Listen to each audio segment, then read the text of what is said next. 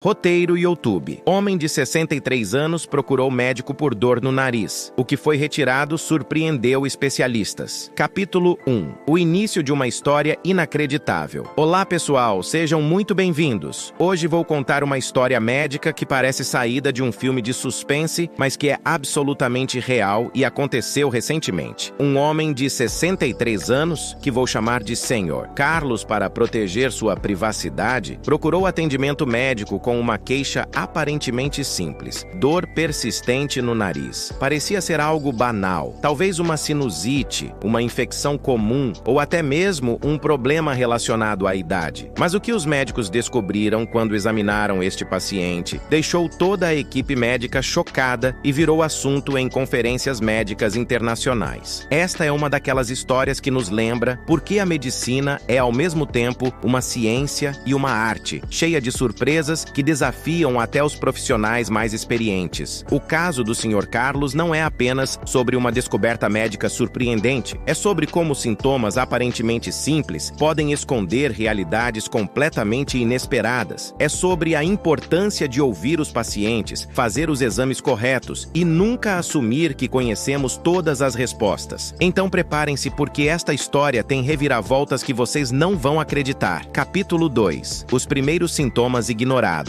A história do Sr. Carlos, na verdade, começa não com a consulta médica, mas meses antes, quando ele começou a notar sintomas estranhos que inicialmente pareciam insignificantes. Tudo começou com uma leve sensação de desconforto nasal que ele atribuiu à mudança de estação e ao ar seco. Como muita gente faz, ele tentou resolver sozinho com lavagens nasais com soro fisiológico e descongestionantes de farmácia. Por algumas semanas, isso até pareceu ajudar, mas então a dor começou. Inicialmente era uma pressão leve na região do nariz e da face, daquelas que vêm e vão. O Sr. Carlos, como a maioria das pessoas da sua idade, estava acostumado a pequenos incômodos e não deu muita importância. Ele pensou que talvez estivesse dormindo em posição errada ou que fosse apenas parte do processo de envelhecimento. Depois de alguns meses, no entanto, a dor se intensificou. Começou a afetar seu sono. Ele acordava no meio da noite com uma sensação de pressão insuportável. Sua esposa notou que ele tinha dificuldade para respirar pelo nariz, especialmente do lado direito. O Sr. Carlos também começou a ter sangramentos nasais ocasionais que ele limpava e esquecia, pensando que eram causados pelo ar seco. Foi só quando a dor se tornou constante e começou a afetar sua qualidade de vida que ele finalmente decidiu procurar ajuda médica profissional. Capítulo 3. A primeira consulta médica. Sr. Carlos chegou ao consultório do Dr. Mendes, um otorrinolaringologista experiente com mais de 30 anos de prática. Na sala de espera, ele preencheu o formulário padrão descrevendo seus sintomas: dor nasal persistente, dificuldade para respirar pela narina direita, sangramentos ocasionais, sensação de pressão facial. Quando foi chamado, o Dr. Mendes o cumprimentou e começou com as perguntas de rotina. Há quanto tempo está com esses sintomas? Você teve algum trauma nasal recente? Tem histórico de alergias ou sinusite? Sr. Carlos respondeu pacientemente a todas as perguntas. Não tinha histórico de problemas nasais.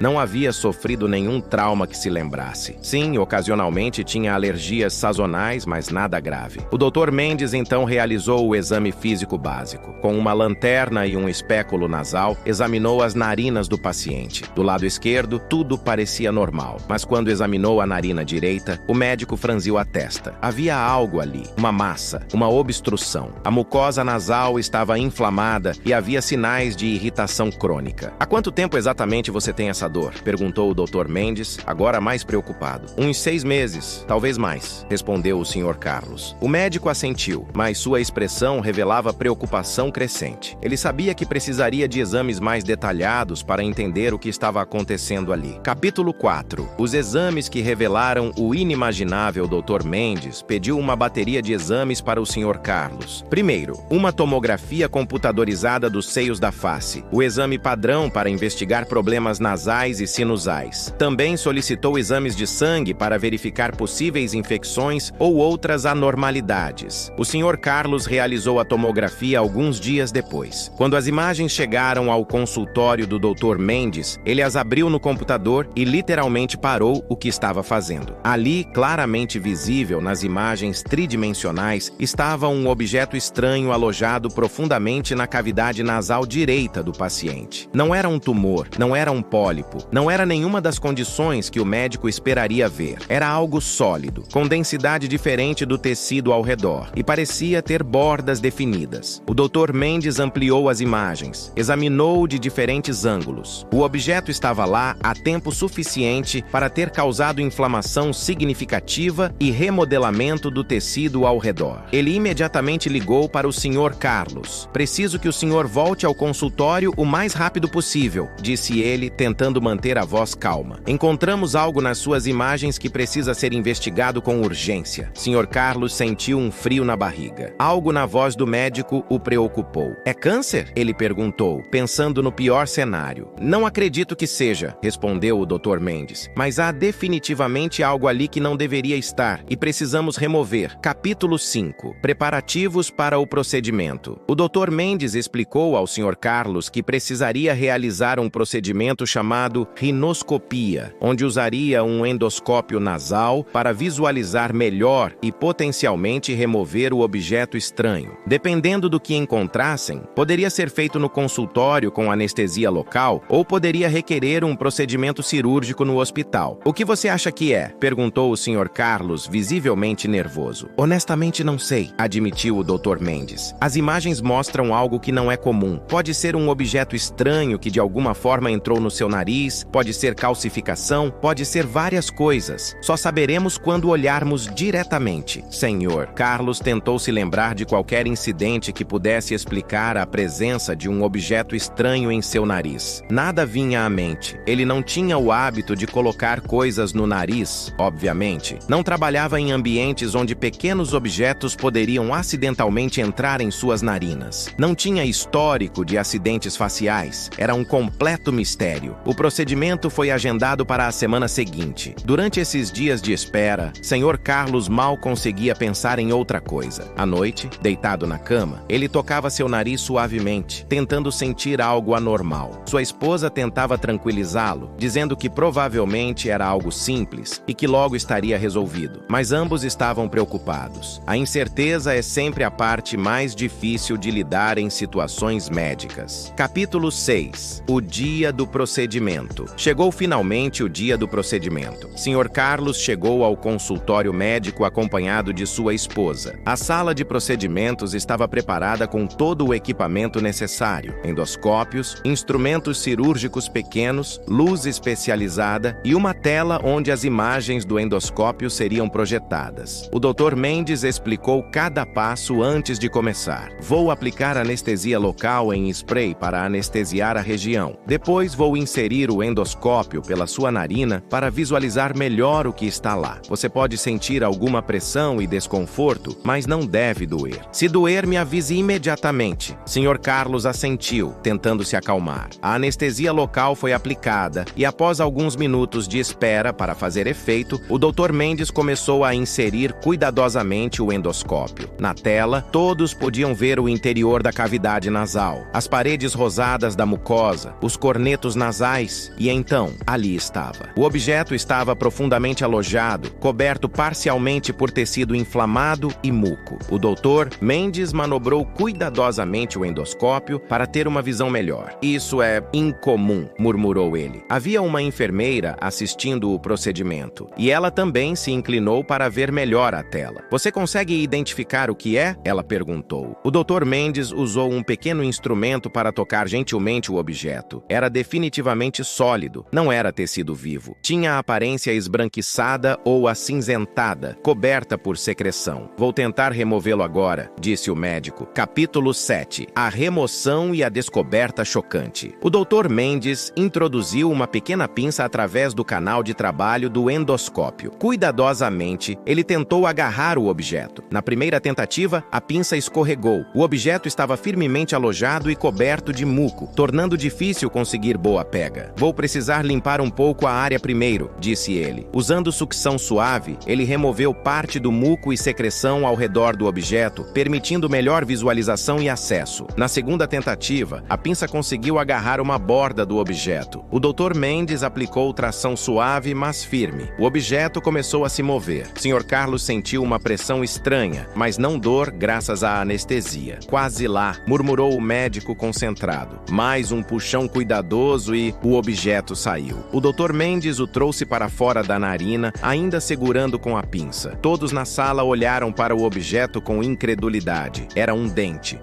humano completo, com raiz e tudo. Mas não era um dente normal. Estava em posição completamente errada, crescendo dentro da cavidade nasal. Meu Deus, disse a enfermeira. É um dente supranumerário ectópico. Sr. Carlos, que não conseguia ver claramente o que tinha sido removido, perguntou: o que é? O que vocês encontraram? O Dr. Mendes mostrou-lhe o objeto. Sr. Carlos, isto é um dente que cresceu dentro da sua cavidade nasal. O paciente ficou sem palavras. Como era possível haver um dente crescendo no seu nariz? Capítulo 8. Entendendo o fenômeno médico raro. Após o choque inicial, o Dr. Mendes começou a explicar a condição rara que o Sr. Carlos tinha. Isto é chamado de dente supranumerário ectópico intranasal, ele explicou. É uma condição extremamente rara, onde um dente extra se desenvolve fora da arcada dentária normal, neste caso, dentro da cavidade nasal. Ele continuou. Durante o desenvolvimento embrionário, os dentes se formam a partir de estruturas chamadas de lâminas dentárias. Às vezes, por razões que ainda não compreendemos totalmente, essas células dentárias se desenvolvem em locais inapropriados. Na literatura médica, há casos documentados de dentes crescendo no nariz, nos seios da face e até em lugares ainda mais incomuns como a órbita ocular ou o palato. Sr. Carlos ouvia fascinado e horrorizado ao mesmo tempo. Mas como eu não notei isso antes? Como um dente pode crescer no meu nariz sem eu saber? Esses dentes ectópicos geralmente crescem muito lentamente ao longo de anos ou até décadas, explicou o Dr. Mendes. Muitas vezes as pessoas não têm sintomas até que o dente fique grande o suficiente para causar obstrução, infecção ou dor. No seu caso, o dente cresceu até um ponto onde começou a bloquear a drenagem normal dos seios nasais, causando inflamação crônica e eventualmente a dor que o trouxe aqui. A enfermeira adicionou: é tão raro que muitos médicos passam a carreira inteira sem ver um caso desses. A incidência na população é estimada em menos de 1% de todos os dentes supranumerários. Capítulo 9. Casos similares na literatura médica. O Dr. Mendes, interessado academicamente no caso, pesquisou a literatura médica para entender melhor a condição do Sr. Carlos. Ele descobriu que havia alguns casos documentados ao redor do mundo, cada um com suas particularidades fascinantes. Um caso famoso ocorreu na Arábia Saudita, onde um menino de 8 anos tinha sangramentos nasais persistentes. Os médicos descobriram não apenas um, mas 2 dentes crescendo em sua cavidade nasal. Em outro caso, na Índia, uma mulher de 45 anos sofria de dores de cabeça crônicas e congestão nasal há 20 anos antes de finalmente descobrir que tinha um dente na cavidade nasal. Havia até um caso extremo documentado em que um dente foi encontrado crescendo no seio maxilar de um paciente, causando sinusite crônica por décadas. O que todos esses casos tinham em comum era o longo período de tempo antes do diagnóstico correto. Muitos pacientes foram tratados inicialmente para sinusite, alergias ou pólipos nasais antes que exames de imagem revelassem a verdadeira causa dos sintomas. O Dr. Mendes explicou ao Sr. Carlos que ele estava agora parte de um grupo muito seleto de pessoas com esta condição documentada na literatura médica. Seu caso é tão interessante que provavelmente será publicado em revistas médicas para educar outros profissionais, ele disse. Sr. Carlos não sabia se deveria se sentir orgulhoso ou preocupado por ser tão especial desta maneira. Capítulo 10. A recuperação e análise do dente. Após a remoção, o dente foi colocado em uma solução preservativa para análise posterior. Dr. Mendes examinou-o cuidadosamente. Era um dente completamente formado, com coroa, colo e raiz. Media aproximadamente 1,5 centímetros de comprimento total. A coroa tinha a aparência de um incisivo, embora levemente deformado devido ao espaço limitado onde havia crescido. A raiz estava completamente desenvolvida e tinha sinais de estar vascularizada, ou seja, tinha suprimento sanguíneo próprio, o que explicava por que havia crescido e se mantido vivo dentro da cavidade nasal. Quanto ao Sr. Carlos, nos dias seguintes ao procedimento, ele experimentou alívio imenso. A pressão constante que sentia há meses tinha desaparecido. Ele conseguia respirar livremente pela narina direita pela primeira vez em muito tempo. Houve algum sangramento leve e desconforto nos primeiros dias, normal após qualquer procedimento nasal, mas nada comparado à dor crônica que havia sofrido. O Dr. Mendes prescreveu antibióticos profiláticos para prevenir infecção, sprays nasais para ajudar na cicatrização e marcou consultas de acompanhamento para monitorar a recuperação. O tecido ao redor do dente estava inflamado e danificado, explicou ele. Vai levar algumas semanas para cicatrizar completamente, mas você já deve estar se sentindo muito melhor, Sr. Carlos confirmou. É como se um peso gigante tivesse sido tirado do meu rosto. Eu não percebia o quanto aquilo estava me afetando até ele ter sido removido. Capítulo 11. As teorias sobre como isso acontece. Durante as consultas de acompanhamento, Sr. Carlos tinha muitas perguntas sobre como exatamente um dente poderia crescer em seu nariz. O Dr. Mendes explicou as teorias médicas atuais. Durante o desenvolvimento fetal, temos células especializadas, chamadas células da crista neural, que migram para formar várias estruturas da face, incluindo os dentes, ele começou. A teoria mais aceita é que, em casos raros, algumas dessas células, ou as lâminas dentárias, migram para locais incorretos. Há várias teorias específicas. Teoria da migração. Durante o desenvolvimento embrionário, um broto dental ou células odontogênicas se separam do local normal e migram para a cavidade nasal, onde eventualmente se desenvolvem em um dente. Teoria traumática. Trauma facial, especialmente em crianças pequenas, pode deslocar brotos dentários para localizações ectópicas. Embora Sr. Carlos não se lembrasse de nenhum trauma específico, isso poderia ter acontecido na infância. Teoria da infecção. Infecções severas na área maxilofacial durante desenvolvimento dental poderiam teoricamente causar deslocamento de tecido dental. Teoria genética. Alguns pesquisadores acreditam que pode haver componente genético predispondo certas pessoas a desenvolver dentes supranumerários e ectópicos. No seu caso específico, disse o Dr. Mendes, provavelmente nunca saberemos exatamente o que causou, mas o importante é que identificamos e removemos o dente, e você está se recuperando bem. Sr. Carlos concordou, embora ainda achasse incrível que havia vivido 6 décadas sem saber que tinha um dente crescendo no nariz. Capítulo 12. Impacto psicológico da descoberta. Nas semanas seguintes, Sr. Carlos passou por uma montanha-russa emocional. Inicialmente havia alívio imenso. O problema que o atormentava por meses estava resolvido. Mas depois veio uma onda de reflexão e questionamento. Como eu não percebi isso antes? Ele perguntava à esposa. Será que há outras coisas erradas comigo que não sei? Ele começou a prestar atenção excessiva a cada pequena dor ou desconforto no corpo, preocupado que pudesse haver outras anomalias escondidas. Sua esposa, percebendo a ansiedade crescente, sugeriu que ele conversasse com alguém. Sr. Carlos acabou tendo algumas sessões com um psicólogo que se especializava em pacientes, lidando com diagnósticos médicos incomuns. O psicólogo ajudou-o a processar a experiência. É perfeitamente normal sentir-se desestabilizado quando descobrimos algo tão inesperado sobre nosso próprio corpo. O profissional explicou. Nosso corpo é nossa casa, e descobrir que há algo tão estranho acontecendo dentro dele pode abalar nosso senso de conhecimento e controle. Eles trabalharam estratégias de manejo de ansiedade e ajudaram o Sr. Carlos a reconhecer que seu corpo não o havia traído, era simplesmente uma anomalia de desenvolvimento rara e sem culpa. Gradualmente, Sr. Carlos começou a ver sua experiência de forma diferente. Em vez de fonte de ansiedade, tornou-se uma história interessante. Ele era especial, único de certa forma. Começou até a ter senso de humor sobre isso. Capítulo 13. Compartilhando a história e viralizando o Senhor. Carlos inicialmente era reservado sobre sua condição, contando apenas para a família próxima e amigos íntimos. Mas uma de suas filhas, fascinada pela história, pediu permissão para compartilhá-la anonimamente em um fórum de discussão sobre casos médicos incomuns. A resposta foi imediata e massiva. Pessoas de todo o mundo comentaram, expressando choque, fascínio e simpatia. Alguns compartilharam suas próprias experiências com condições médicas raras. Um jornalista científico que acompanhava o fórum contactou a família, pedindo para fazer uma entrevista, com a identidade do paciente protegida. A história foi publicada e rapidamente viralizou nas redes sociais. Títulos como "Homem descobre dente crescendo em seu nariz por décadas" e "Caso médico raro choca especialistas" apareceram em sites de notícias ao redor do mundo. O Dr. Mendes também foi contactado por vários veículos de mídia. Como médico responsável, ele deu entrevistas explicando a condição de forma educativa, sempre mantendo a privacidade de seu paciente. Ele viu isso como oportunidade de educar o público sobre condições raras. A história alcançou programas de televisão sobre saúde, podcasts médicos e até foi mencionada em aulas de medicina como exemplo de caso diagnóstico desafiador. Sr. Carlos, inicialmente desconfortável com toda a atenção, eventualmente passou a apreciar que sua experiência estava ajudando a educar pessoas e potencialmente ajudar outros pacientes com sintomas similares a buscar ajuda médica. Se minha história estranha pode ajudar alguém a não ignorar sintomas persistentes, então valeu a pena compartilhar, ele disse. Capítulo 14. Lições para a comunidade médica. O caso do Sr. Carlos tornou-se material de estudo em escolas de medicina e conferências de otorrinolaringologia. O Dr. Mendes foi convidado a apresentar o caso em um simpósio médico internacional, onde discutiu as lições aprendidas. Este caso nos lembra de várias coisas importantes, ele disse à audiência de médicos. Primeiro, nunca subestimem sintomas persistentes, mesmo que pareçam banais. Um nariz entupido pode parecer trivial, mas este paciente sofreu por meses porque demorou a buscar ajuda especializada. Ele continuou. Segundo, sempre façam exames de imagem quando há sintomas unilaterais persistentes. Obstrução nasal bilateral. Muitas vezes é alergia ou infecção, mas obstrução unilateral persistente deve sempre levantar suspeita de algo estrutural, pólipo, tumor ou, como neste caso, corpo estranho. Terceiro ponto. Mantenham mente aberta para diagnósticos incomuns. Quando vi as imagens inicialmente, considerei várias possibilidades comuns antes de perceber que era algo mais raro. Na medicina, quando ouvimos cascos, geralmente pensamos em cavalos, não em zebras, mas às vezes realmente é uma zebra. Outros médicos na audiência compartilharam suas próprias experiências com casos diagnósticos difíceis. Um mencionou ter encontrado um objeto que criança havia colocado no nariz anos antes e permaneceu lá. Outro falou sobre calcificação de pólipo que imitava a aparência de dente em exame de imagem. A discussão enriqueceu o conhecimento coletivo de todos presentes e potencialmente melhoraria o cuidado de futuros pacientes com condições similares. Capítulo 15. Outros objetos estranhos encontrados no corpo. O caso do dente nasal do Sr. Carlos levou a discussões mais amplas sobre objetos estranhos encontrados em locais inesperados do corpo humano. A medicina está repleta de casos fascinantes e às vezes bizarros. Há casos documentados de pessoas vivendo com objetos cirúrgicos esquecidos, pinças, compressas, até bisturis, dentro do corpo por anos após cirurgias. Uma mulher na Austrália viveu 23 anos com uma lente de contato perdida, alojada em sua pálpebra. Há casos de crianças que colocaram objetos no nariz ou ouvidos que permaneceram lá até a idade adulta. Feijões que germinaram, pequenos brinquedos, pedaços de esponja. Em um caso extremo, uma mulher tinha uma caneta que havia perfurado seu palato durante um acidente de carro e permaneceu alojada em seu crânio por anos. Talvez ainda mais surpreendente são os casos de fetus in fetu, onde um feto gêmeo não desenvolvido é absorvido pelo gêmeo que sobrevive e permanece dentro dele, às vezes por décadas, até ser descoberto em exames. Há também casos de calcificação de órgãos ou massas que criam estruturas semelhantes a pedras ou objetos sólidos dentro do corpo. Teratomas, tumores que podem conter cabelo, dentes, ossos e até tecidos de órgãos, representam outro exemplo de como o corpo pode criar estruturas inesperadas. Todos esses casos nos lembram que o corpo humano é incrivelmente complexo e às vezes imprevisível. Também destacam a importância de tecnologia médica moderna. Sem exames de imagem avançados, muitas dessas condições permaneceriam não diagnosticadas. Tráboro, capítulo 16. O acompanhamento de longo prazo. 6 meses após o procedimento, Sr. Carlos retornou para a consulta de acompanhamento. O Dr. Mendes realizou novo exame endoscópico ectópico para verificar como a cavidade nasal havia cicatrizado. As notícias foram excelentes. O tecido havia cicatrizado completamente, a inflamação havia desaparecido e não havia sinais de recorrência ou complicações. "Como você está se sentindo?", perguntou o médico. "Incrivelmente bem", respondeu o Sr. Carlos com um sorriso. "Sabe, eu tinha me acostumado tanto com a dificuldade de respirar que havia esquecido como é respirar normalmente. Agora percebo o quanto estava compensando, respirando mais pela boca, tendo menos energia. Sinto que recuperei algo que nem sabia que havia perdido." O Dr. Mendes ficou satisfeito. "E os sangramentos nasais?" "Nenhum desde o procedimento", confirmou o Sr. Carlos. "E as dores de cabeça que eu tinha ocasionalmente também sumiram. Não tinha percebido que podiam estar relacionadas." O médico explicou: "A obstrução crônica pode causar pressão anormal nos seios da face, levando a dores de cabeça. Com a remoção do dente e restauração do fluxo de ar normal, esses problemas se resolveram." Eles também discutiram o plano de acompanhamento futuro. "Vou querer ver você anualmente para check-ups de rotina", disse o Dr. Mendes. "Embora seja extremamente raro, é teoricamente possível que haja outro dente ectópico em desenvolvimento. Então vamos monitorar. Mas honestamente, você provavelmente está livre deste problema específico para sempre." Capítulo 17. Pesquisa científica derivada do caso. O caso do Sr. Carlos acabou contribuindo para a pesquisa científica. Com sua permissão, o dente removido foi enviado para análise patológica detalhada. Pesquisadores examinaram sua estrutura microscópica, composição mineral e características de crescimento. A análise revelou que o dente tinha esmalte, dentina e até tecido pulpar parcialmente preservado,